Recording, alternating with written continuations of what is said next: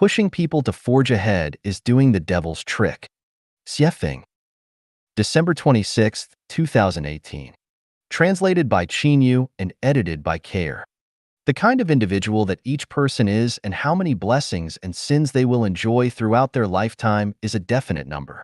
What kind of achievements each person will rise to is a certainty, whom each person is destined to meet and fall in love with, and who they will encounter and torture are all part of their life's trajectory. Whether you want to be a singer, a politician, a scientist, an artist, a high-ranking official, have lots of wealth, a thief, a beggar, or whatever else has already been written into the script. You cannot just be whoever you want to be. Similarly, who can become a celestial being or Buddha, who can become a monster or demon, who will fly to heaven, and who will fall to hell have long been decided.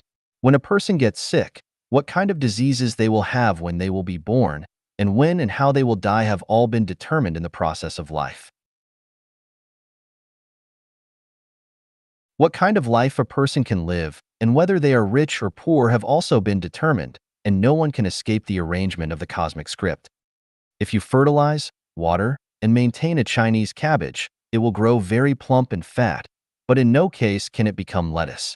Feed a sheep more grass and grain, and it will grow fat, but it will never become a cow. Do not bother with a giraffe's neck, it will grow long naturally. Do not tell lions how to catch zebras, they will figure it out. Do not teach mice how to dig holes, they are born to dig them. Prompting people to forge ahead, encouraging them to achieve things, teaching them how to become successful, grooming them to become officials and make fortunes, instigating them to glorify and illuminate their ancestors, to be outstanding, and so forth are all like teaching hens how to crow or asking bulls to produce milk. Not only is it useless, but it is also the same as compelling a woman to engage in prostitution. Its profound meaning is, go to your death, work hard to die. Look, the grave is not far away, run to it quickly. So, promoting people to forge ahead is a devil's trick. According to Apple Daily, more than 260 officials and corporate executives over the last 5 years have taken their lives by shooting themselves, cutting their wrists, drowning themselves, hanging from beams, jumping off buildings, and lying on rails. All these people were successful and outstanding, but what were their results? Had they been allowed to choose their path again, would they still work so hard to become so successful? Can we see how their past hard work was actually leading them to their deaths? Do you think that the higher an official's rank, the happier and freer they will be? Do you think that the more money they earn, the more freedom and happiness they will enjoy? Do you think that becoming the chairman of a board or a president is joyful? Do you think that the more powerful and capable people you associate with, you will have a better and more satisfactory life? Wrong. The more you possess, the more troubles and pains you will have. Barefoot people and those who wear high-class leather shoes, who are happier? Children with bare butts playing in the mud and those who practice hard, dress in fashionable clothes, and play pianos on stages, who are happier? I used to live in Binka, the most backward area of Zimbabwe, Africa, where most children do not wear shoes.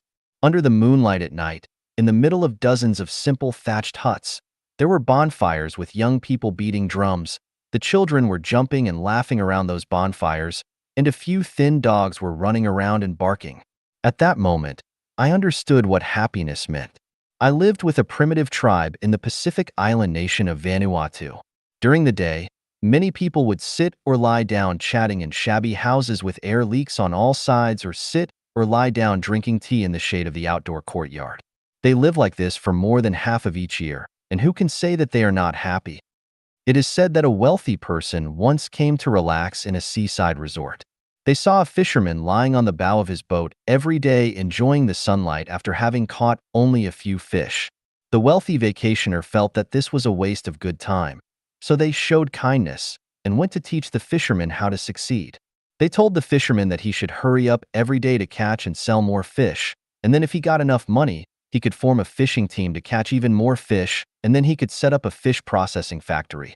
In this way, in a few years, the fisherman could become wealthy and successful. The fisherman asked, "What would I do if I become wealthy?" The rich one replied, "When you have money, you can come to the beach to enjoy your vacation like me." The fisherman asked again, "What do you think I am doing now? Why do you want to forge ahead?" Why do you want to be diligent? Why do you have to work hard?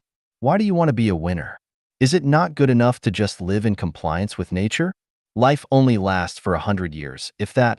Playing in the mud in childhood, chasing members of the opposite sex and playing around in your early youth, going to school when you were young, falling in love and working in your prime, drinking tea and chatting when you were old, and watching flowers bloom and fade in your old age. Is this not a good life? Mice dig holes, cats catch mice, seedlings strive to grow, and fruit trees bear fruit. But what about people? Without instigation and encouragement, they will naturally follow their lives' paths. If someone loves to learn, there is no need to urge them on because they will definitely learn. If they love to work, then they will definitely study technology and work hard. But if they deserve to be a boss, without instigation, they would definitely be uneasy working as an employee. If they would like to steal or rob, it would be useless for you to attempt to instill morality and ethics into them. If they want to be a saint, they will study the philosophy of saints and understand the truth of the universe. It is a waste of effort for you to attempt to bring a saint into the world. If they want to become a celestial being or Buddha, they will naturally look for the environment conducive to that end, and nothing can stop them. 20 years ago, I read Napoleon Hill's The Complete Book of Success. I became very ambitious and wanted to earn more money. As a result, I was deceived and defrauded out of more than 400,000 RMB yuan. From then on, I have hated success. For more than 20 years, I have been studying and finally found that promoting people to forge ahead is the devil's trick.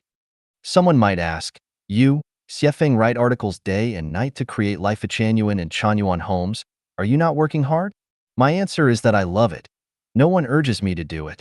I would like to be like this, but if someone urges me to work hard, I will tell them to go to hell, you a better. Can a hen lay eggs if she has none in her belly? If she has eggs in her belly, can she not lay them? 花心之心最真心. An amorous heart is the truest heart. Xiefeng. March 11th, 2019. Translated by Qin Yu and edited by Care. People are amorous, so amorosity is the true color of the human heart. Forms give birth to souls and souls give birth to all phenomena. For either a beautiful woman facing 10,000 handsome men or a handsome man facing 10,000 beautiful women, 10,000 infatuations will blossom. The world praises the love of loyalty and concentration, but in fact, this is not in line with reality. It goes against people's hearts. The human world has created monogamy where one man and one woman are expected to love each other throughout their lifetimes. But this does not match the human heart. From the perspective of human nature, a man will never love only one woman throughout his life, and a woman will never want to eat from only one apple tree throughout her whole life. The reason why today's world is filled with worry, pain, anxiety, and sorrow is that people have not returned to their Tathagata nature. Amorosity is the Tathagata nature. The true color is the Tathagata nature. People hide behind masks, so how can they not worry and hurt each other? Not only do people wear their own masks, but they also maintain and praise them and threaten and induce others to wear them, kidnap the Tathagata nature with morals and ethics, and create religious doctrines to restrict people from showing their true colors. This is all really terrible. Where there are chronic sicknesses, there are no dutiful children at bedsides. This is reality, but why have people praised and maintained filial piety for thousands of years? Why have they not faced reality? Most children and grandchildren are unreliable. Very few are reliable. All men long for immortality, yet having sons will not achieve this. Although fond parents are legion, who ever saw a really filial son? If children and grandchildren are unreliable, then how can husbands and wives be reliable? All men long to be immortal yet dote on the wives they wed who swear to love them forevermore, but remarry as soon as they are gone. If they leave after you die, this can be considered their loyalty, and you must have burned some incense in your previous life. Most wives leave before their husbands die. Even if you have not gone, they long in their hearts for your death. If they do not long for your death, then they must still need something from you. Marriages and families have always been a devil's program, a curse, and this curse has kidnapped people for thousands of years. Here is a simple way to identify whether a program is angelic or satanic. It is the input and feedback method. If we reap melons from melon seeds or beans from bean seeds, then we are given the feedback on what we have entered into the program, and this program is angelic. On the contrary, if we reap beans from melon seeds or melons from bean seeds, then this program is satanic. What we enter and the feedback we receive are not the same, or even opposites. In the satanic program, if you input love, you will get hate. If you input true feelings, you will get false love. If you input hope, you will get disappointment or even despair. Too much falseness fills the world. If falseness is taken as truth, then truth is said to be lies. When nothing is taken as being, then being itself is turned into nothing. Since our grandparents' grandparents' we have reversed the truth from the false. So the children, grandchildren, and great-grandchildren regard false as true and true as false. The real is pressed under the five elements mountain, and the fake is rampant in all directions. So people have to suffer hardships, disasters, and pain, and they are hard-pressed to be enlightened to go to heaven. The human heart was originally amorous. The so-called, "I will love only you for my entire life," is a lie and a scam which exists for short times under certain circumstances, but when those circumstances change slightly, the fox's tail will be exposed. The man who says that when he is poor and helpless is telling the truth, but if says the same thing after his social and economic status improve dramatically, then he is lying and deceiving. The same is true for women. It is impossible to love only you for my entire life, because human hearts are amorous. If a bright and eye-catching flower blooms only for Zhang San, but it wilts immediately when seeing Li Si, Wang Wu, and Zhao Lu, then I want to ask you if it is still a flower? No, it is not, but rather a monster's spirit. Are people still human if they smile when they see a certain other person, but immediately cross their eyebrows when they see other people? No, they are not humans but evildoers. What men are indifferent to beautiful women? What women are unimpressed by handsome men? If there are such people, then they are not really people, but wood or stone, sculptural robots. Since this world has always been perplexed and deceived by falsities, we cannot know what the truth is. We have already mixed the false with the genuine, so we cannot know that amorous hearts are the truest ones. That is to say that anyone who truly loves you must also love the world, because anyone who does not love the world will never love any individual.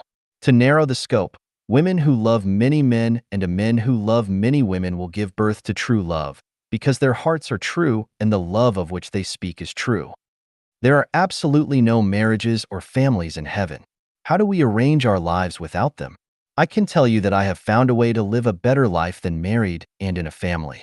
Not only have I found it, but I have also opened it up.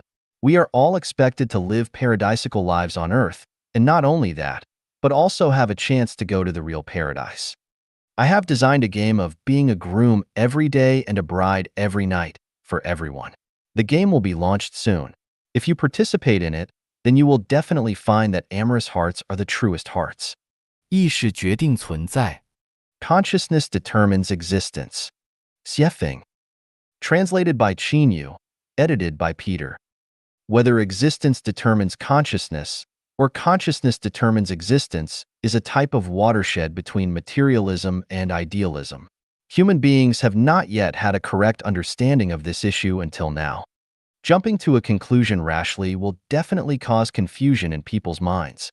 If we divide the population into 5 categories: ignorant people, laities, mortals, sages, and saints, immortals, and then according to the attitudes of people of each level towards the material world, we can clearly understand the reason why some people believe that existence determines consciousness, while others are convinced that consciousness determines existence.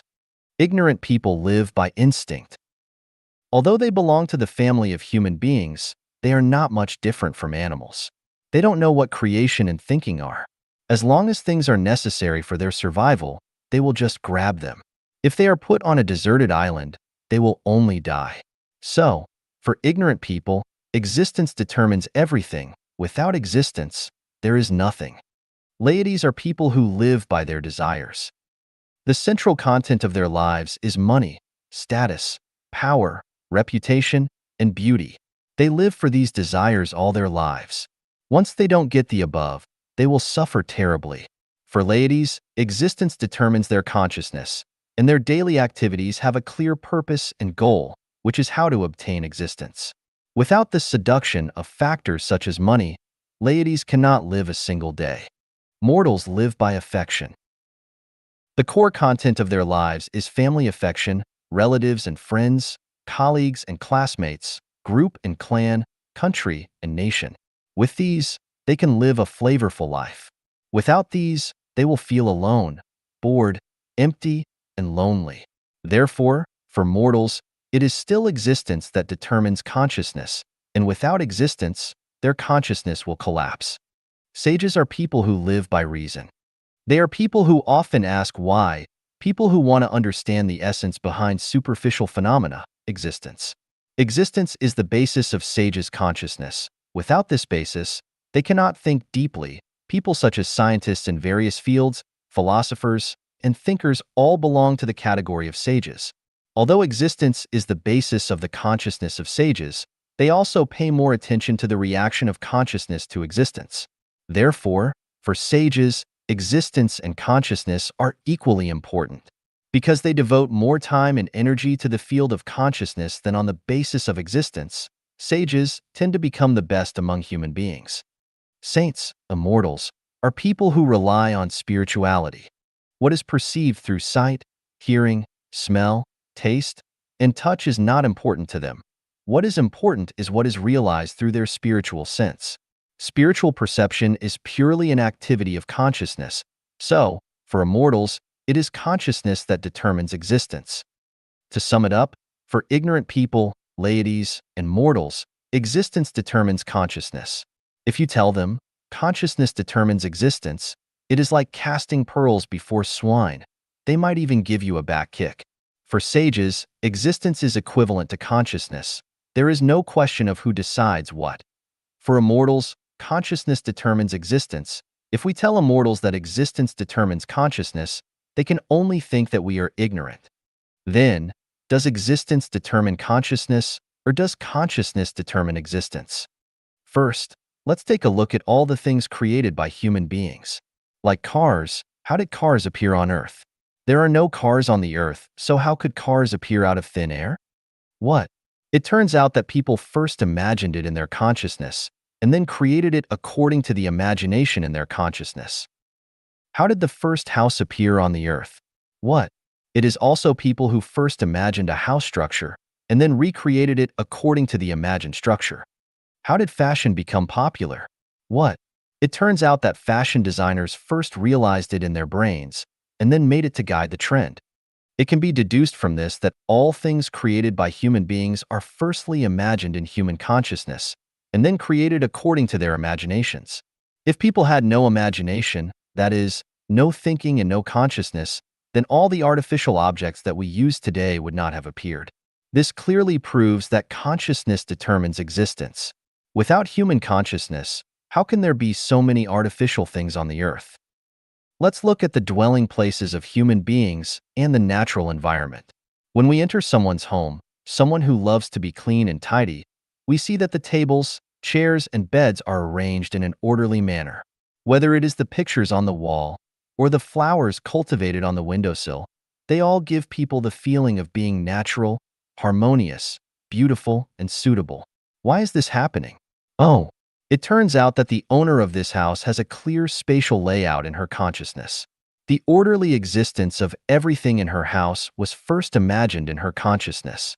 If her consciousness is chaotic, she may put the coffee table on the table, and she can't think of planting a few pots of flowers and placing them on the windowsill. Over the past 10 years, I have observed the residences of many people in Zimbabwe. Generally, the living environment of Caucasians is clean, tidy, and orderly. Their lawns are always neatly mowed. Their flowers are always beautiful, and plants are always verdant and green. Even their washrooms, toilets, are full of flowers, and you will never spot oil stains in their kitchens. Looking at the environment of our Chinese people, weeds are overgrown in the courtyard. Dog excrement is everywhere.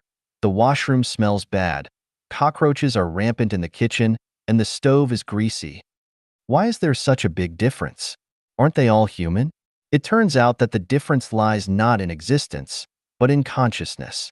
Chinese and Caucasians have different consciousness of the environment. The quality of the living environment depends on the consciousness of the people in this environment. If there is a good consciousness, there will be a good environment. Without a good consciousness, of course it is impossible to have a good environment for existence. My child once used his vacation to drive to Washington and New York by himself. I asked him on the phone, "What is your biggest impression after seeing New York?" Unexpectedly, he replied, "New York's Chinatown is too dirty and messy. It does not match the civilization and prosperity of New York." Can it be that existence determines consciousness? If a Chinese has lived in China from beginning to end, it can be barely said that the existence of the dirty, disorderly, and bad surrounding environment leads to the dirty, disorderly, and bad living environment of his own. But after we came to a beautiful country, where the existence is beautiful, why does the environment change when we live there? Isn't it that our consciousness determines our existence? Suppose we Chinese exchange with Japanese and Germans. We all live in Japan and Germany and let Japanese and Germans live in China. Within 50 years, China will become the most beautiful and graceful country in the world, while Japan and Germany will become too dirty, disorderly, and bad countries. Consciousness determines existence, and what kind of consciousness is there, there will be that kind of existence. If everyone is belligerent, the world will be in a constant state war. If everyone loves peace, how could there be wars? Consciousness determines existence. Look at Islamic mosques, Christian churches, and Buddhist temples. Their architectural styles and shapes are quite different. Why? Because the consciousness of designers and builders is different from each other. Consciousness determines existence. When comparing the urban layouts of Harare, the capital of Zimbabwe, and Beijing, the capital of China, Harare's commercial, industrial, and residential areas are clearly separated, with a distance of at least 1 kilometer from each other, while Beijing's commercial, residential, and industrial areas are almost intertwined.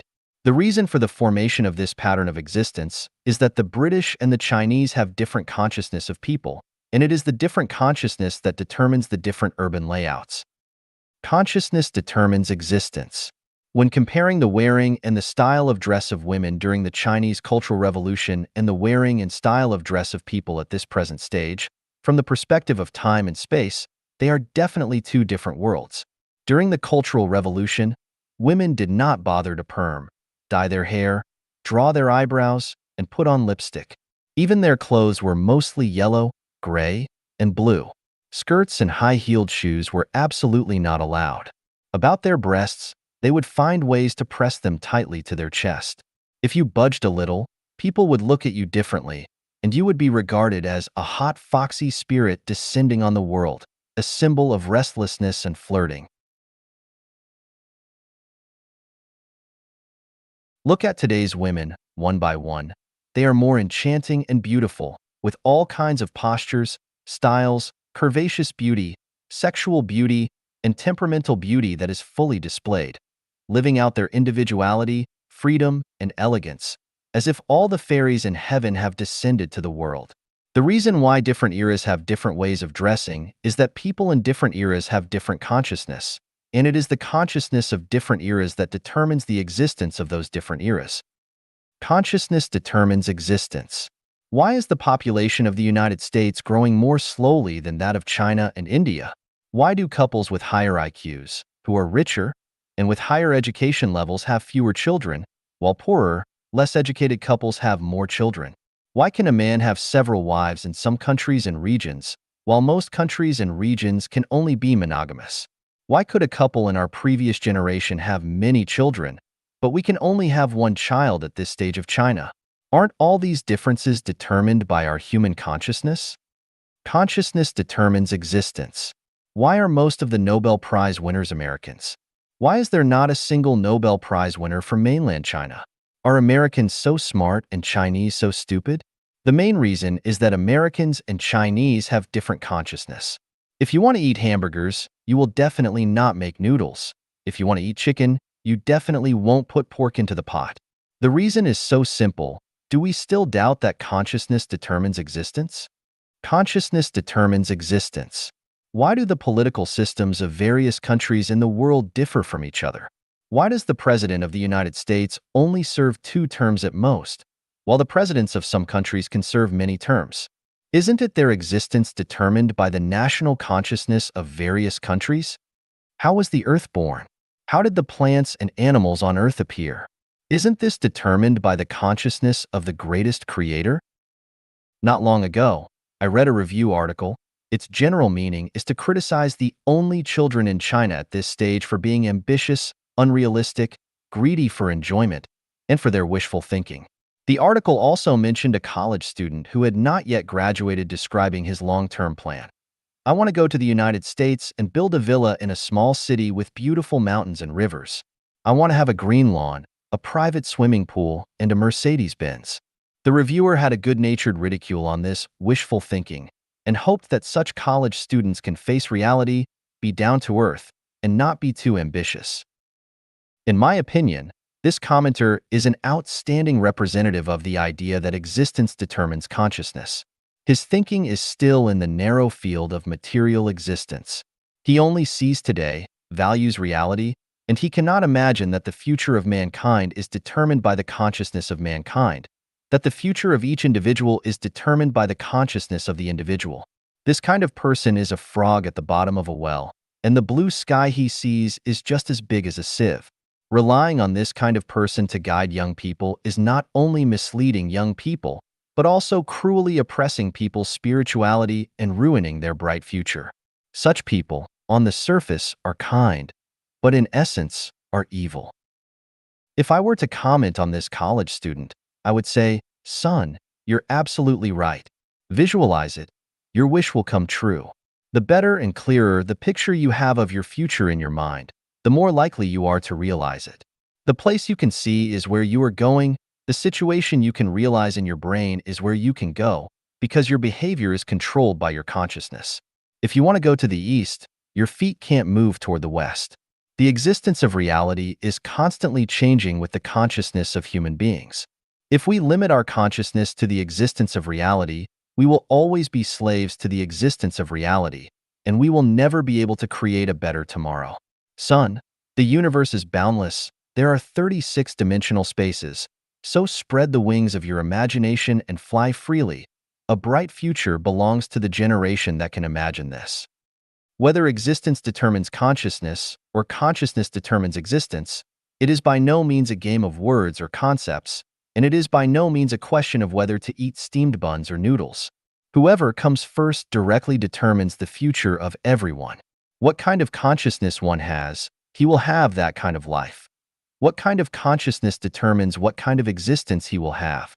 Existence determines consciousness is the thinking of animals and plants that rely on instinct to survive. Consciousness determines existence is the thinking of sages and saints, and the thinking of gods and Buddhas. If existence determines consciousness, we have only one Earth. If consciousness determines existence, we will have 36-dimensional spaces. If existence determines consciousness, we can only survive in the contradictions and pains of reality forever. If consciousness determines existence, we can transcend the existence of reality and focus on future development and changes. If existence determines consciousness, we can only passively be constrained by the environment. If consciousness determines existence, we can actively open up a sunshine avenue in the existence of reality. If existence determines consciousness, we cannot see the brilliance of the greatest creator, and we can only live to die. If consciousness determines existence, we can decipher the mysteries of the time and space of the universe, extend this limited life to the infinite wonderful time and space, and then we can die to be reborn. Existence determines consciousness is conventional thinking. Consciousness determines existence is unconventional thinking, and a bright future belongs to people with unconventional thinking. 成功是一个陷阱。 Success is a trap. Xiefeng. March 24th, 2021. Translation edited by Qinyo. I come from the 1,000-year world, where there are no successes or failures, only enjoyers of life from beginning to end. In the 1,000-year world, there are no such words or concepts as success and failure. In heaven, there is never talk of success. Everything unfolds and retracts naturally. In the plant and animal worlds, there is no talk of success. Only in the human realm is there talk of success and failure. Most of those who mess up their lives are the ones who pursue success. If you were to statistically analyze and summarize, most of those in prison are the ones who pursue success. The sea of suffering is boundless. Take a look at those in the sea of suffering. They are all lives seeking success. So, I draw a conclusion. Success is a trap. Who invented this trap? The answer is the devil. Is my conclusion correct? Everyone carefully observes human society. Who are the ones that drive people to strive for success? How do those who aspire to success end up? Are most of those who mess up their lives the ones who want success? What is success? Contending for the space of a snail's antler, or contend for a flash of light. Is that success? Did Qin Shi Huang succeed? Broken walls where foxes sleep, deserted platforms where rabbits walk, all were places of singing and dancing in those days. Yellow flowers covered with cold dew, withering grasses looming in mist, all belong to the battlefields of the old times. Who succeeded? You've earned a lot of money, but you've never had time to appreciate the moonlight. Have you succeeded? Do you call that success? I cannot see a single successful person.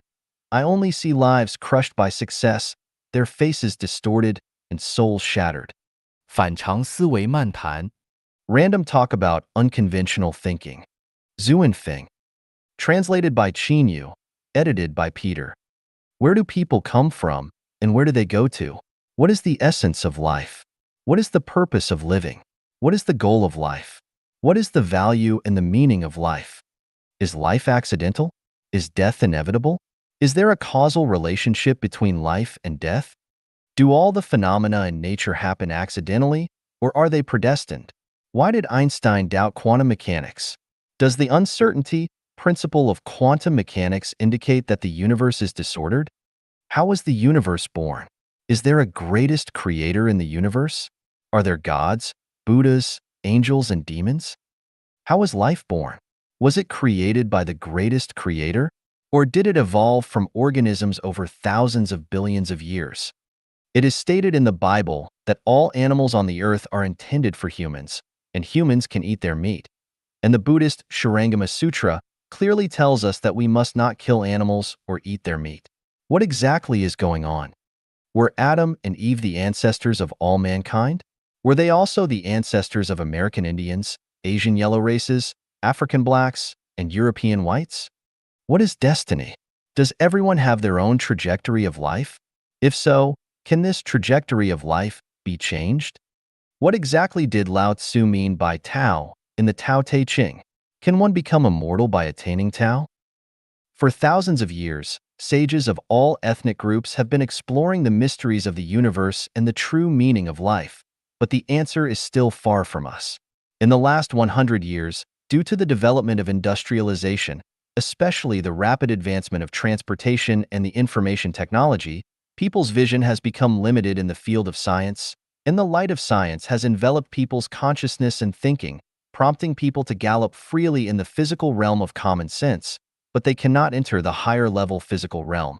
Although New Era thinking appeared in the 50s and 60s of last century, it was only a faint glimmer of rational thinking, which could not be understood and accepted by the public.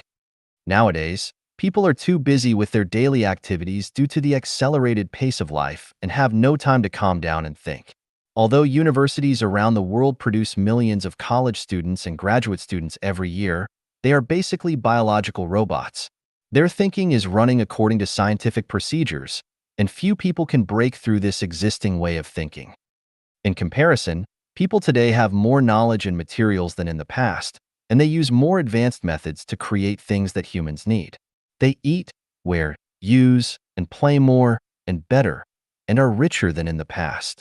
People are supposed to be more leisurely, freer, and more relaxed, but the reality is that instead of feeling more relaxed and freer, people feel more exhausted and stressed. We can't help asking, is there something wrong with the way that humans have been thinking for thousands of years? Or do humans need unconventional thinking? 从莫比乌斯带谈起 Talking about the Mobius strip. Xiefeng. Translated by Qin Yu. Edited by Peter. A piece of paper has two sides. If an ant is placed on the front of the paper and is not allowed to turn over the edge of the paper or bite through the paper, how can it easily and unconsciously climb from the front of the paper to the back of the paper and reach any point on the paper? From the perspective of conventional thinking, this is absolutely impossible, but someone has solved this problem. He is the German mathematician August Ferdinand Mobius. Mr. Mobius' solution is: twist one end of the paper 180 degrees and stick it to the other. At this point, the ant can freely climb from the front to the back and from the back to the front. This is the Mobius strip. The Mobius strip is the result of unconventional thinking. What seems impossible with conventional thinking is easy with unconventional thinking. So, what is unconventional thinking? Unconventional thinking is a paradox of conventional thinking, a reverse thinking that goes against the usual way of thinking. For example, the Empress Wu Zetian ordered flowers to bloom, which was described in Flowers in the Mirror. Conventionally speaking, only winter plums will blossom on cold days, and the rest of the flowers should be sparse on dead branches, and they should be withered. But Wu Zetian went beyond the norm and ordered, all flowers must blossom overnight. Don't wait for the morning wind to push you. As a result, except for peonies, all the flowers grew overnight. At dawn, the fragrant flowers were in glorious bloom, and the Chuanfang Garden and Shanglin Garden were verdant and pleasing, full of beautiful spring scenery.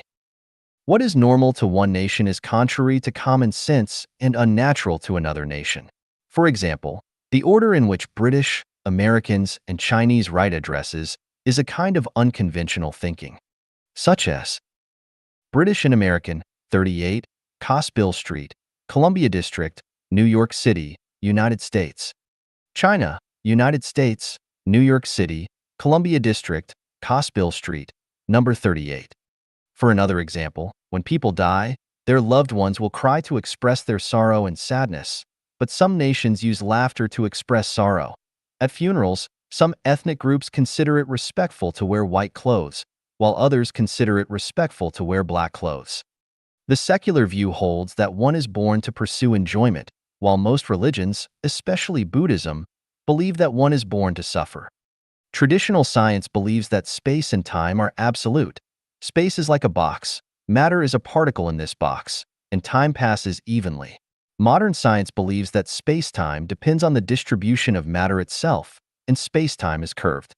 Common sense believes that chicken feathers can fly in the sky, but iron blocks cannot fly in the sky, but today's reality shows that iron blocks, weighing tens of tons, can also fly in the sky. It was previously thought that any number could be represented by the ratio of two integers, but later it was discovered that some numbers, such as irrational numbers, could not be represented by the ratio of two integers. After the establishment of the theory of real numbers, the discovery of ethereal imaginary numbers was confusing. What is considered impossible in conventional thinking is easily solved by unconventional thinking. Topology is a kind of unconventional thinking. It can change the position of space and make the inside and outside of a confined space communicate, making it impossible to distinguish inside from outside. Just like the Mobius strip, it is impossible to tell which is the front side, which is the reverse side. How can a person enter a sealed room, and how can one then get out of it? With conventional thinking, it is absolutely impossible, but if you think unconventionally, this matter is easy. It is just a different understanding of space. Can people be invisible? Conventional thinking has to say, this is the dreaming of an idiot. It is absolutely impossible. In fact, it is just a temporary distortion of space and time. Mankind has launched many spacecrafts to explore space. There are many purposes for this. Regardless of whether they admit it or not, one of the subconscious purposes is to find out whether there are stars outside the Earth for humans to live on.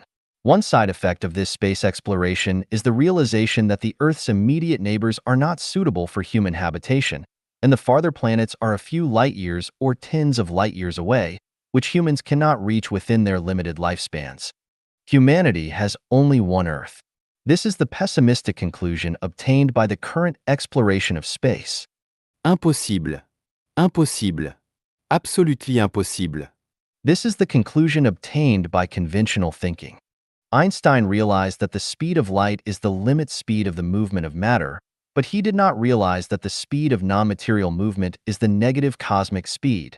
and people can instantly reach a planet tens of light years away. Quantum mechanics believes that only one speed and position of a particle can be obtained, and accurate data of both cannot be measured at the same time. This uncertain principle has actually entered conventional thinking. The movement of a particle is disturbed by an infinite number of forces, so it cannot have a constant speed. In addition, the movement path of a particle is affected by other forces, so it cannot have a fixed line, which is why its speed and location cannot be measured at the same time. However, if we have a way to consider all the forces received by the particles and the magnitude and mode of action, then it is not difficult to measure the speed and position of the particles at the same time.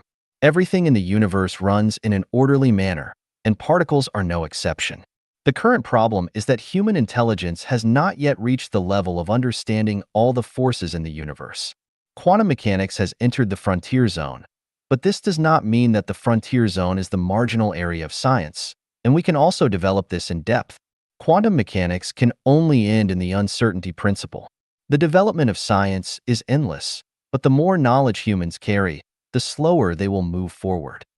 100 years ago, if people were able to master all the knowledge mankind accumulated by the age of 20, it is not possible now. Who would dare to say that he has encompassed all the knowledge accumulated by mankind by the age of 30? I am afraid that some people might have become exhausted and powerless before they reached the forefront of science.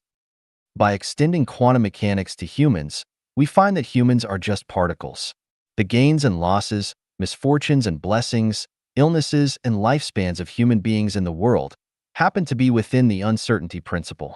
We cannot accurately measure the length of a person's lifespan and his merits, demerits, gains, and losses in one's lifetime. However, all thinking that thinks of impossibilities belongs to conventional thinking. When we know that the universe is orderly and that life has a trajectory, we can analyze the hundreds of millions of factors that affect a person from an inevitable perspective, and we will find several sets of laws that affect life. From these laws, we can accurately measure a person's prosperity, adversity, poverty, lifespan, and fate of his entire life. Newton discovered universal gravitation, which explained a mystery of the universe. While benefiting mankind, at the same time it put a shackle on thinking of mankind. According to universal gravitation, it is impossible for a person to fly freely in the sky without the help of other tools. This has become conventional thinking again. But what people didn't expect is that gravitation is not universal. Gravitation is generated by motion. If the motion is large, the gravitation is large. If the motion is small, the gravitation is small. Where there is no motion, there is no gravitation, and where there is no gravitation, there is no weight. Cannot weightless people fly freely in the sky? Conventional thinking is going to laugh at me again. The Earth is in eternal motion, and people are eternally weighty. When the Earth stops moving, it is the end of life on the Earth. When can people fly freely in the sky? Conventional thinking is really troublesome. It doesn't consider the relationship among thinking, energy, and matter. Fax and email must be true, right? The technology of cloning can't be said to be fabricated, right? Is the fax or email we receive the same as the original? And is the cloned animal similar to the original one? All material things are just a matter of molecular arrangement, order, and structure. If the genetic structure of a pig is arranged in the order of a human genetic structure, then the pig will speak a human language. Could this be false? Then, can't people be faxed? Can't people be cloned? Substances cannot be faxed, but their structure and sequence can be faxed. We can pick up a phone and dial the number of a relative who is thousands of miles away. Although the person is thousands of miles away, the sound you hear is right close to your ears. Is there any doubt about this voice? With negative cosmic speed, a person's life structure and sequence can be faxed to a planet millions of light years away, and then endowed with energy, cloning, a new you will then be born. Since the sequence and structure are the same, your consciousness and memory still exist, consciousness and memory exist in the structure and sequence, and you will still be you, not someone else. Good. Since the Earth can't restrain us, and space distance can't obstruct us, then, can motion restrain us?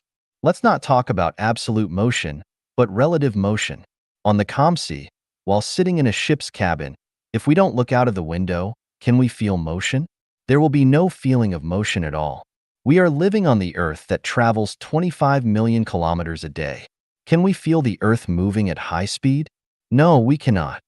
When two objects of the same mass fly in the same direction and at the same speed, there is, relatively speaking, no motion between them. So there is no gravitational force between them, relatively speaking. In this case, for the small object sandwiched between these two objects, neither motion nor gravitational force is felt. In other words, it loses weight and can now fly freely. Is there such a place in the universe? Yes, there is. Please see the chapter of 36-dimensional spaces. Let's look at the Mobius strip again. When turning a paper with front and back sides into a strip without front and back sides, the key to it is to flip one end of it 180 degrees. This flipping process is the process of unconventional thinking. The flip must be 180 degrees. If it flipped less or more, it will not be the true. It would become a way that is perverse, a perverse theory, and it will bring endless disasters. The unconventional thinking of the Mobius strip is by no means a trick played by magicians. It is a key to understanding the truth. 对立统一是宇宙的表象，不是宇宙的实质。The unity of opposites is the image of the universe, not its essence. Xiefeng. Translated by Qin Yu. Edited by Peter. From the perspective of appearance, the universe embodies its opposition everywhere: truth and falsehoods, good and evil, beauty and ugliness, positive and negative, light and dark, yin and yang, prosperity and adversity, dynamic and static, superior and inferior, noble and lowly, rich and poor, life and death, front and back, big and small, good and bad, etc. But the Mobius strip tells us that there is only unity in the universe, but no opposition to it. Who can tell which is the front side and which is the back side of the M? By a strip. It has only one side, or in other words, there is a back side to the front side of the M, by a strip, and there is a front side to the back side of it. The front and the back side are perfectly intertwined and indistinguishable. Consider below the unity of opposites under conventional thinking. Up and down. Common sense believes that the top of the mountain is up and the foot of the mountain is down. The leaders are up and the masses are down. The sun is up and the earth is down. The head is up and the feet are down. The river has upstream and downstream. Unconventional thinking believes that there is no up and down in the universe, and that up and down is just a matter of concept. For example, the sun and the earth, from the perspective of the solar system, has no distinction of up and down, just the changing of positions. Is there up and down on the earth? The South Pole and the North Pole. Which pole is up and which pole is down? Look at the globe. Assuming that the surface of the earth is full of people, can you tell who is on top and who is on the bottom? Of course, we cannot. If we keep shrinking the earth to nothing, then all people on the earth will stand foot to foot, with their heads in the opposite direction. Now, who can tell whether the head is on top or the feet are on top? Of course, no one can. In the same way, is the top of the mountain up or the foot of the mountain up? Regardless of the direction, as long as we walk along a straight line, we will eventually return to the starting point. So, does the river have upstream and downstream? The masses can have no leaders, but the leaders must have masses. Then, are the masses at the top or are the leaders at the top? To have or not? Is there anything in the universe? In spring, flowers of all kinds are in bloom in the garden, contending in beauty and fascination, and in winter, what is left in the garden? Where are the dinosaurs? Where are our ancestors? If the Earth is hit by a laser beam from outer space, it will vanish instantly, and everything on the Earth, including the Earth itself, will disappear. What else do you have? Since elementary school, we have been struggling and striving in pursuit of possessions, but what do we get after death? A good name forever? Prosperous descendants? Immortal accomplishments? If the Earth shakes, will these things still exist? From a transcendental point of view, the more you pursue possessions, the result will be that you will own nothing. The more you pursue no possessions, the result will be that you will own everything. Shakyamuni, Jesus, Laozi, etc. did not pursue possessions, but they own everything. Thieves, liars, and corrupt officials are trying their best to pursue possessions, but they have nothing. If a peasant doesn't stop appropriately and think about his situation, he will always be a peasant. If a worker does not stop and look around, he will always be a worker. If a person does not calm down and perceive, he will always be a human. There is everything in emptiness, and there is emptiness in everything. I once asked a friend to give up everything and practice Taoism with me, but he couldn't let go of everything he had. He also wanted to glorify his ancestors and leave a good name for posterity. Watching him fall into human society and plunge into the real void, I could do nothing. With obstructed thinking, one is powerless. The sea of bitterness is boundless, so repent and be saved. Here, repenting is unconventional thinking. Success and failure. There are no successes or failures in life. There are only different life trajectories. Success and failure are just the concepts of the laity. In the eyes of the laity, success is rank promoted, fortune made, and ancestors glorified, while failure is losing one's official position, losing money, being laid off, and being divorced. But from the perspective of the ultimate goal of life, only the 8 immortals and the 8 immortals crossing the sea, each showing their magical powers, are the winners. Looking back at thousands of years of recorded human history, who was the winner? The Egyptian pharaoh? Alexander? Caesar? Constantine? Charlemagne? Napoleon? King Arthur? Gregorian? Henry? Genghis Khan? Peter the Great? Washington? Lincoln? Hitler? Stalin? Gandhi? Mao Zedong? Bush? The heads of each state? Aristotle? Bacon? Dante? Columbus? Confucius? Martin Luther? Rousseau? Montesquieu, Voltaire? Marx? Darwin? Shakespeare? Newton? Einstein? Planck? Watson? Rockefeller, Bill Gates? If these people are successful, then are the others losers? If the dispossessed, homeless beggars along the street are defined as losers, then are the rest winners? Who is the winner? Who is the loser? Is there really a successful life? If there is no successful life, are all people failures? We annihilated 40,000 enemy troops. We succeeded. Did you succeed because you killed 40,000 lives? I frustrated all the competitors. I succeeded. Does it count as success by frustrating others? Dude, congratulations. We successfully robbed the Reserve Bank. It's so comfortable. I succeeded in swindling him out of all his money. You are so smart that you successfully transferred the company's property to your private account abroad. We successfully blew up the World Trade Center. We successfully released the atomic bomb on Hiroshima. I successfully spread the SARS virus. I successfully cloned people so that people don't know whose father he